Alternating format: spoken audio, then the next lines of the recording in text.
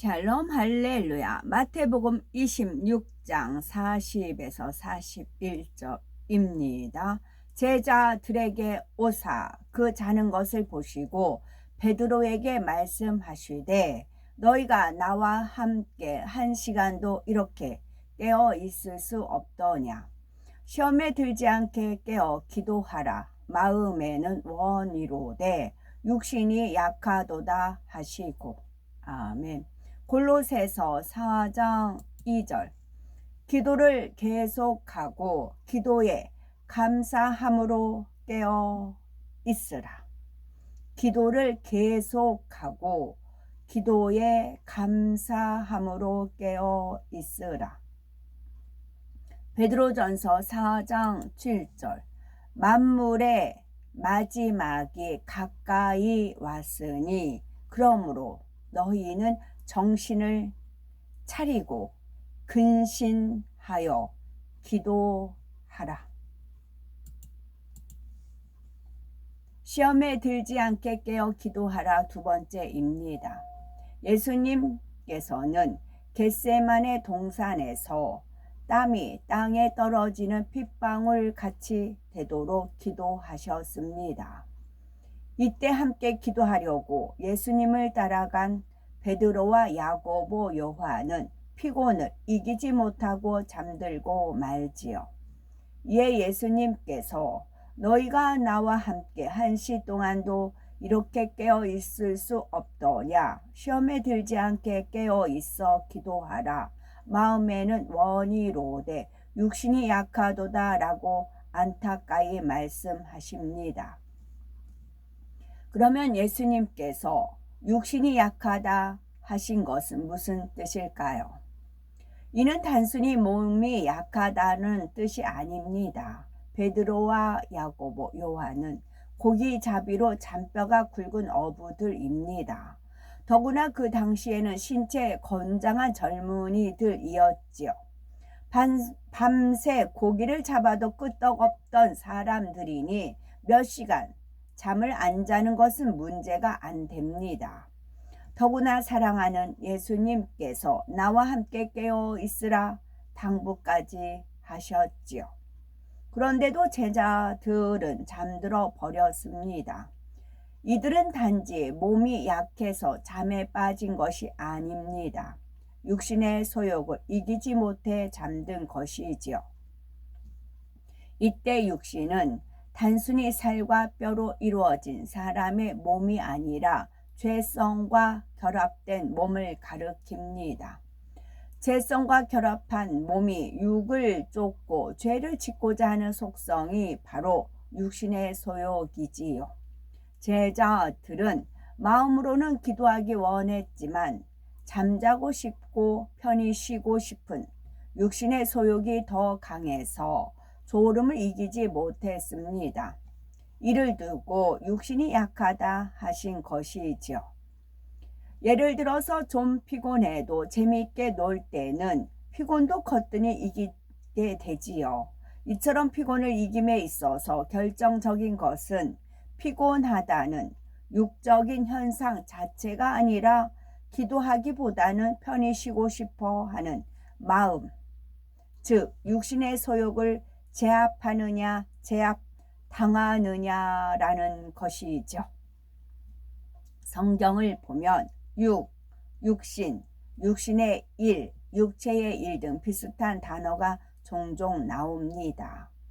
여기에 대한 영적인 뜻이 있습니다. 먼저 육이란 영과 반대되는 썩고 변하는 것의 총칭입니다.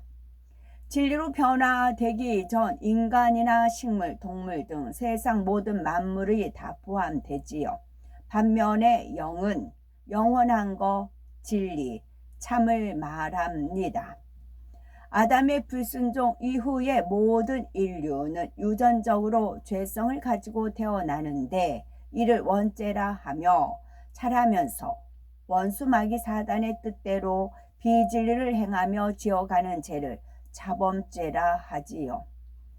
이렇게 원수 마귀 사단을 통해서 들어온 죄성이 사람의 몸과 결합된 것을 육신이라 합니다. 로마서 8장 12에서 13절에 그 사람의 몸과 결합된 것을 육신이라 합니다. 몸이 근질근질하다 그런 표현을 쓰죠. 그리고 몸이 먼저 기억을 한다 그런 표현이 있어요. 몸이 먼저 기억을 한다. 그래서 죄성이 사람의 몸과 결합된 것을 육신이라고 하는 것입니다.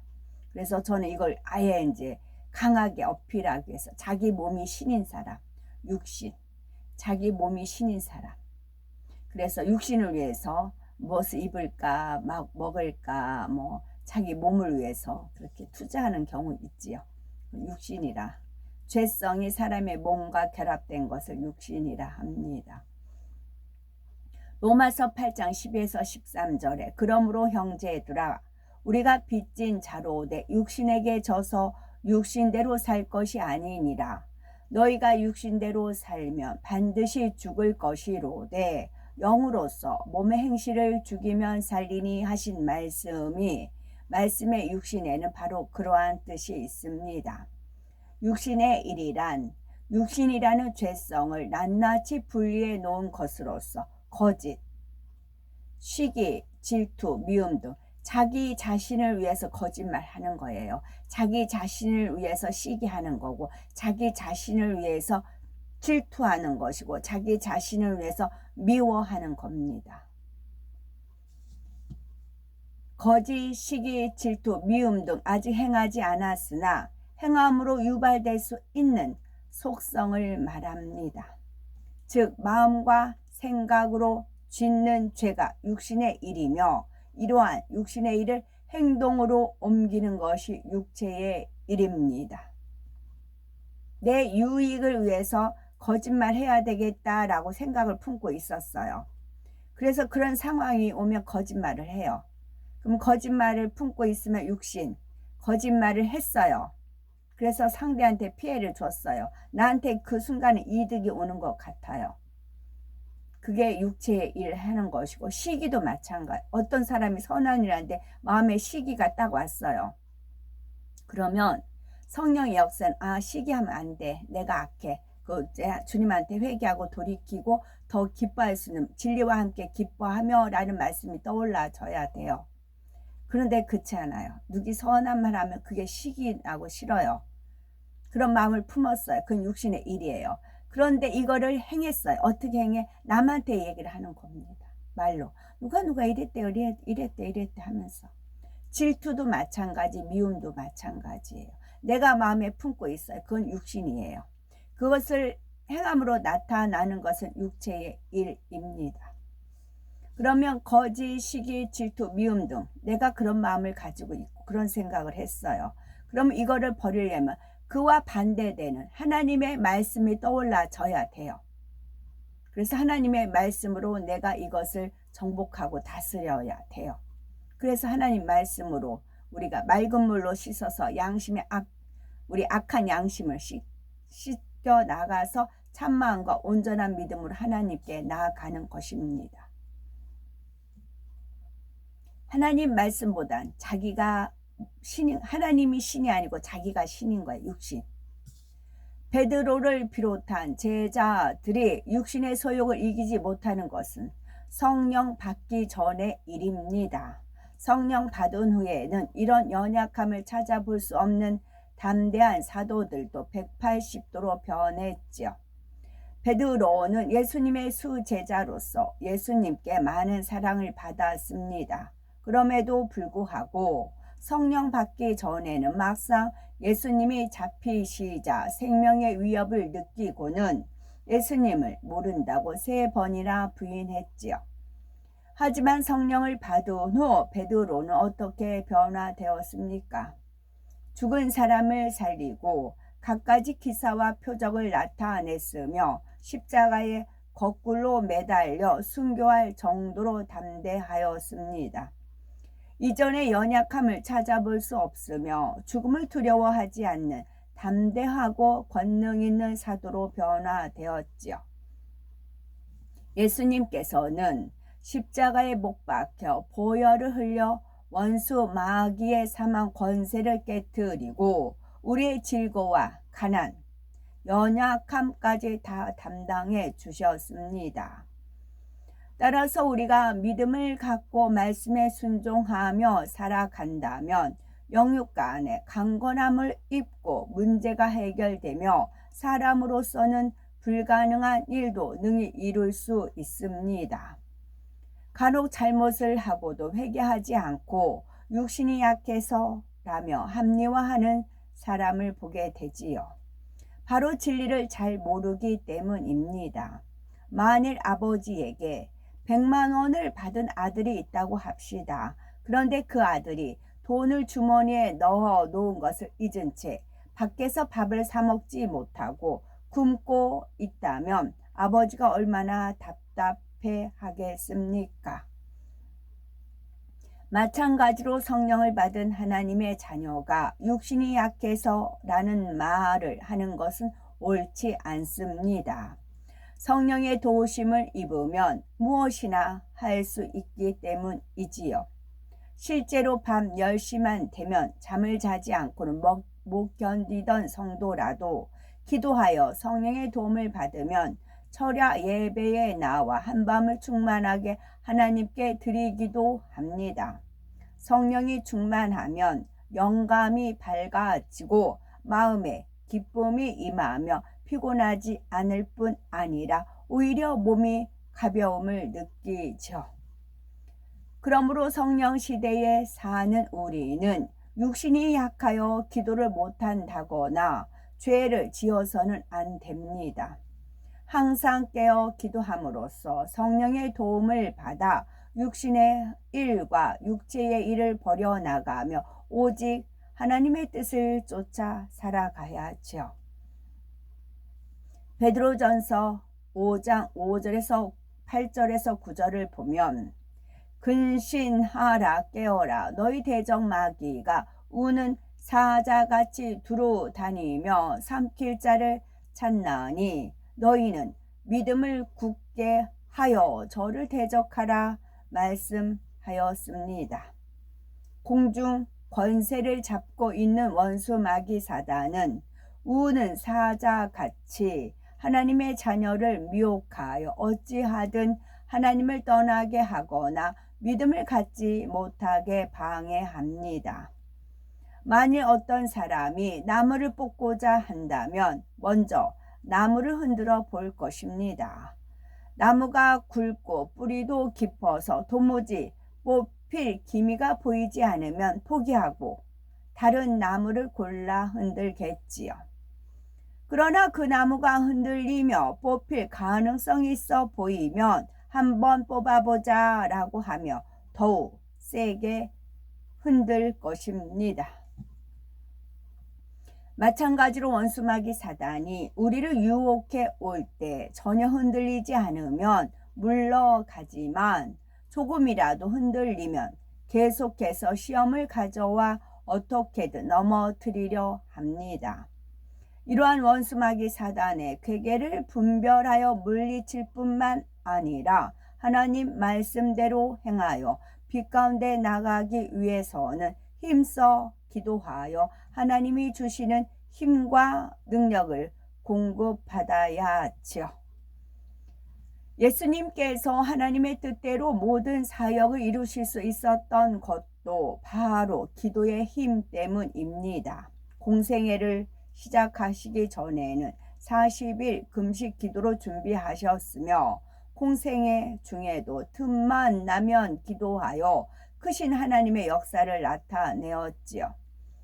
공생애를 마감하면서도 겟세마네 동산에서 힘쓰고 애써 기도하셨기 때문에 능히 십자가를 질 수 있었고 결국 사망 권세를 깨뜨리고 승리할 수 있었습니다. 하나님께서는 기도를 항상 힘쓰고 기도에 감사함으로 깨어 있으라 하시며 만물의 마지막이 가까웠으니 그러므로 너희는 정신을 차리고 근신하여 기도하라 말씀하셨습니다. 또한 예수님도 우리를 시험에 들게 하지 마옵시고 라고 기도할 것을 가르쳐 주셨지요. 이와 같이 깨어 기도할 때 성령께서 옳은 길을 가도록 깨우쳐 주십니다. 그래서 죄와 싸워 버리는 만큼 영혼이 잘 되고 예수 그리스도의 마음을 닮아가기 때문에 범사가 잘 되고 강건한 축복이 임합니다. 또한 우리가 깨어 기도하며 하나님의 말씀대로 행하면 요한일서 5장 18절에 하나님께로서 나신 자가 저를 지키심에 악한 자가 저를 만지지도 못하느니라 말씀하신 것처럼 원수마귀 사단이 범접하지 못합니다. 데살로니가 전서 5장 23절에 평강의 하나님이 친히 너희로 온전히 거룩하게 하시고 또 너희 온 영과 혼과 몸이 우리 주 예수 그리스도 강림하실 때에 흠없게 보존되기를 원하노라 하셨습니다. 그러므로 항상 깨어 기도하여 성령의 도움을 받아 악은 모양이라도 버림으로써 하나님께서 원하시는 거룩하고 흠없는 마음을 지녀야 하겠습니다. 하나님이 원하시는 거룩하고 흠없는 마음을 지녀야 하겠습니다. 그래서 들어와도 나가도 복을 받을 뿐 아니라 하나님의 자녀된 권세를 마음껏 누리시는 복되고 아름답고 보배로운 우리 모두가 되셔야 되겠습니다. 아멘. 사단과 마귀의 차이점 살펴봅니다. 사단과 마귀는 악한 영에 속합니다. 사단은 루시퍼의 마음이라 할 수 있습니다. 사람의 생각을 통해 역사하며 실질적인 형태는 없습니다. 루시퍼가 가진 어둠의 능력을 그대로 담고 있어 사람들로 하여금 악한 생각과 마음을 갖게 하지요. 마치 공중에 수없이 퍼져 있는 전파와 같이 어둠의 능력을 공중에 퍼뜨립니다. 마귀는 루시퍼와 함께 타락한 천사 중 일부로 검은 형상의 사람처럼 이목구비와 손발도 있지요. 사단의 지시를 받아 수많은 귀신을 관리하며 사람들로 하여금 온갖 죄를 짓게 합니다. 생각으로 죄를 짓게 하는 것이 사단이라면 비진리의 생각을 행동으로 옮기게 하는 것은 마귀의 짓입니다. 또한 자살하면 귀신이 될 확률이 높습니다. 100% 다 귀신이 되진 않아요. 그러나 자살을 하면 귀신이 될 확률은 높습니다. 끝.